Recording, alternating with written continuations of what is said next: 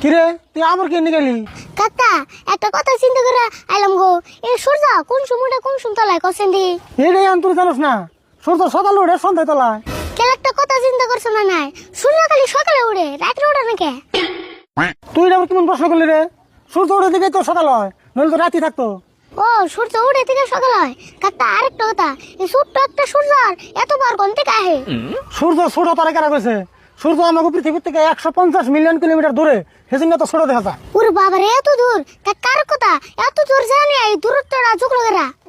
এরা যুক্ত আবার বৈজ্ঞানিক রে। ও বৈজ্ঞানিকরা যুগছে, কিন্তু যুগার নিকে এত বড় ভিতর কোন পেলো? ফিতা কোনো বেছে তুই যে বৈজ্ঞানিক ঘোষ করে যা। রাগ করো কে, জানতে থেকে তো করলাম। জানোস না, কয়দিন পরে একলাই জানবি। ভালো করে স্কুলে পড়ে লাহলে সব জানা পারবি। কাকা স্কুলের কথা কইলে যদি তাহলে আরেকটা প্রশ্ন করি। স্কুল নিয়ে আবার কি প্রশ্ন করবি? কর। আচ্ছা স্কুলে তো আমরাও যাই, আবার আঙ্গু স্যাররাও যাই, তাই না? হ্যাঁ, স্কুলে তো স্যারেরাও যাবো, ছাত্ররাও যাবো, এটা তো স্বাভাবিক। তাহলে পরীক্ষা না খালি আমরাই দেই, আঙ্গু স্যাররা দেয় না কে? দেখো সেখানে বলে একটা প্রশ্ন সাইজ হলো, তবে স্যারের আগে পরীক্ষাতে পাস করছে, তারপরে সে স্যার হয়েছে। ও স্যাররা তাহলে আগে পরীক্ষা দেয় নিছে? না, পরীক্ষা ছাড়া তাকে চাকরিতে সরকারি স্কুলে পাঠাইছে। খুদাই রাগ করো কে, আমি তো আর স্যারে গো পরীক্ষা দিতে দিই নাই। তুই আবার কি মন ধরনের কথা কস? তুই তোকে স্যারকে পরীক্ষা দিতে কেমন দেখবি? তোকে স্যারের জন্য পরীক্ষা দেয়, সেদিন তুই তোর মার পেড়ে। সেজন তো দিই নাই, পেটের ভিতরে গনে তো আর কিছু জান জানা।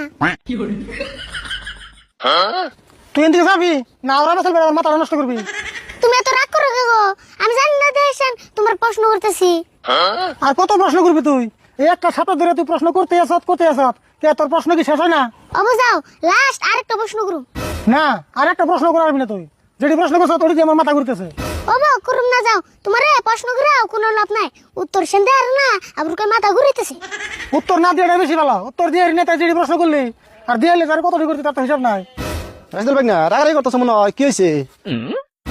আর মামা কই না জানি কদিন ধরে চারি ফুলের কি হয়েছে, খালি উল্টা পাল্টা প্রশ্ন করে, আমি তো উত্তর দিয়ে না, খালি আমার মাথা গরম হয়। হ সেদিনকে আমারও বহুত উল্টা উল্টা প্রশ্ন করছে। যাই হোক রাগারাগি তো করা যাবো না, ওরা ভালো করে বুঝিয়া কইলে হইলো। ও ভাই আর কথা, তোমার বুকের মধ্যে এত চুলকে? বুঝে দেখুন আমনি নগো আরম্ভ করলো। ও বউ তুমি রাগ করো না, আমি আরিফুল রে বুঝিয়া কইতেছি। আরিফুল আমার বুকে এগনা চুল না তো, এগনা রে পশম কয়। ও পশম কয়? কে তো কে? পশম এত হয়ে গেছে, আমি কি করুন যাবো, কমে তো হাঁটাছি না। ভাই একটু কথা ভাবছো না নাই, মানুষ যে হিসাবে কসম খায় সেই হিসাবে যদি পশম খাইতো তাহলে তোমার বুকের পশম একটাও থাকতো না। হেই এগনা তুমি কি কও, পশম মানুষ খাবো কে? দেখছুন মামা ওর কথাবার্তার সাইজ দেখছুন? হ তাই তো দেখতেছি। রাশিদুল একটা কাম করো, ভালো একটা কবরেজ দিয়ে আর চিকিৎসা করো। হ্যাঁ কি বলতে পারো তোমরা, আমার চিকিৎসা করার নেবো কে? আমার কি হয়েছে? কি হয়েছে নি?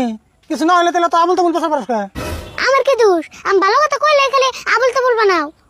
ভালো বেসাল না খারাপ বেসাল কবিরা চাইলে তারপরে বুঝুমনি। আজ্ঞা কুবিরাজ, কুবিরাজ রে আমি তো চিকিৎসা করে দিমনি। রাশিদুল অন্য যত পেছাল পারবা তত আবল তোর পেছাল বাইরেই থাকু। আমি এক কাম করি, ওর একটু পাড়াতে বেরিয়ে আহি। হ নিয়ে যান, তারা যে যদি বেশি আবল তো বেসাল পারে মুখের মতো আঠা লাগিয়ে দিবেন। তাহলে আর ভুল না যাই, দোকানে বলতে একটু ঘুরে দেয়। কি কইলা? দোকান যাবে? নজে গেলে